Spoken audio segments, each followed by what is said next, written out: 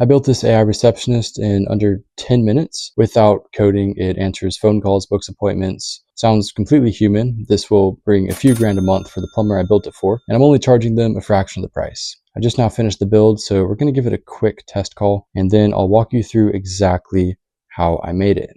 Thanks for calling Raleigh Plumbing Company. My name is Sam. Are you calling about a plumbing emergency, or would you like to schedule a routine service? Hi, I need to schedule a routine service. My water heater has been acting up. I can certainly help with that. A water heater issue is definitely something we want to get ahead of. To get started, may I have your full name? It's Lucas McIver. Thanks, Lucas. And what is the address where you'll need the service? I'm at 123 Oak Lane, Raleigh. Perfect. I have 123 Oak Lane. Now, looking at our calendar for routine maintenance, I have an opening this Thursday at 10 a.m. or Friday at 2 p.m. Do either of those work for you? Friday at 2 p.m. works great. Excellent. I've reserved that Friday 2 p.m. slot for you. Last thing, what is the best phone number for our technician to reach you at? Just use this phone number. Got it. You're all set for Friday at 2 p.m. at 123 Oak Lane. You'll receive a calendar invite and a text confirmation shortly. Is there anything else I can assist you with today? No, that's it. Thank you. You're very welcome, Lucas. We'll see you on Friday. Have a great day. All right. Okay, that's the real system for booking a real appointment on a real calendar. This stuff is so easy to do, and I'm going to show you it actually works. At a high level, every voice agent looks pretty much the same. There's 4 main components, even when you start getting really advanced with it. You have the LLM, a large language model like ChatGPT, and this is the AI component of the voice system. A system prompt, which is basically just the rules the AI follows. And if you think about it, a human receptionist also has rules they follow, even if they're not written in a handbook. They have an opening line. They act as the gatekeeper to the business owner. Sometimes they may offer some pricing details, but for the most part, they just handle scheduling and answer the same basic questions over and over again. So when you're writing a system prompt for a voice agent, or we're going to use AI to write the prompt for the agent, of course. But pretty much you want to write a playbook that a human receptionist could follow, and then just put that into ChatGPT and say, turn this into a system prompt for an AI receptionist. You also have tools. This third component, tools, allows your AI to actually do things. Without tools, you pretty much just have ChatGPT and Alexa that can talk to you, but can't do much else. For voice agents, I mostly build calendar tools. Maybe let it send confirmation texts or emails. It really just comes down to what you want the receptionist to actually do for you. What actions do you need it to take? Anything you do on a computer,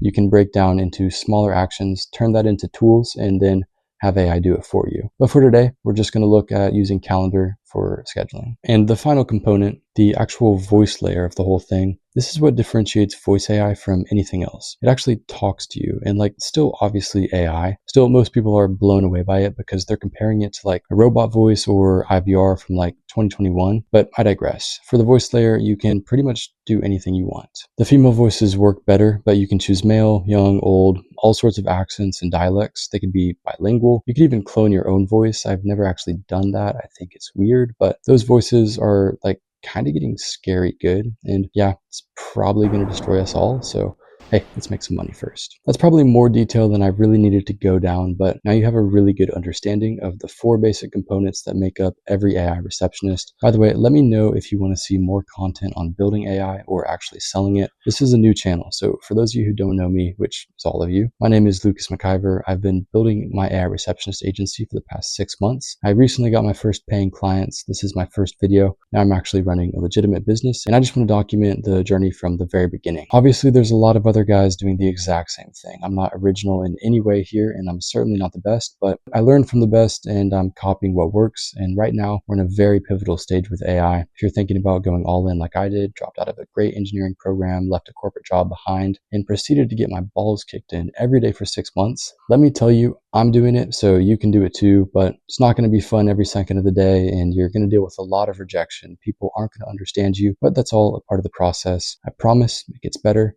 At least, that's what I tell myself. Now, I'm not going to sit here and say this is the absolute greatest, perfect, easiest thing in the world to do, but okay, then why AI receptionist? I'll tell you why. Businesses are built on calls. They either have too many calls to handle all of them, or they don't get enough calls. Either way, missed calls equal lost money. That's why people are paying thousands of dollars for systems like this. It's purely math, purely a logical decision. You just walk through the numbers. An AI receptionist is really just a revenue recovery machine and lets the business owner actually be, present with their family without worrying about the phone every second of the day. And when you frame it right, it's an absolute no-brainer for any business owner that's currently handling their own phone. So let's actually dive into the build now. We're going to work backwards, starting with the voice layer and build this thing ASAP. And we're not going to reinvent the wheel here either. VAPI and Retail AI offer the best voice infrastructure in the world to build AI Receptionist. This is how we can ship stuff out fast. In the last year or so, voice agents went from serving enterprise clients with big budgets to now being available to anyone in the world. Personally, I like using VAPI, but you could really use either. And there's lots of other options. For today, I'm not going to go through every single dashboard setting. I can show you how I optimize this in a future video, but we're on a time constraint, so the default settings are good enough for now. Next, we're going to need to create 2 calendar tools. Luckily, VAPI makes it very easy for us to do this. We'll set up a Google Calendar, create event tool, and check availability tool. You can connect this with your Google credentials. It's pretty easy. Just go to integrations, find Google Calendar, and the rest is self-guided. Once your calendar is connected, just give it a short description so you don't need to do anything else there. If we were doing a full build, we'd also need to create 2 custom tools for rescheduling and deleting calendar events. Or you could use an MCP server, which is probably the best way to do it. But for now, we're just going to use VAPI's pre-configured tools and keep this simple. Just note, technically, the agent can't actually delete or reschedule events at this stage. It's limited to checking the calendar and creating new appointments, but that's still extremely valuable and really the base for everything else. In terms of the LLM or the brain of your AI, you can also do this through VAPI.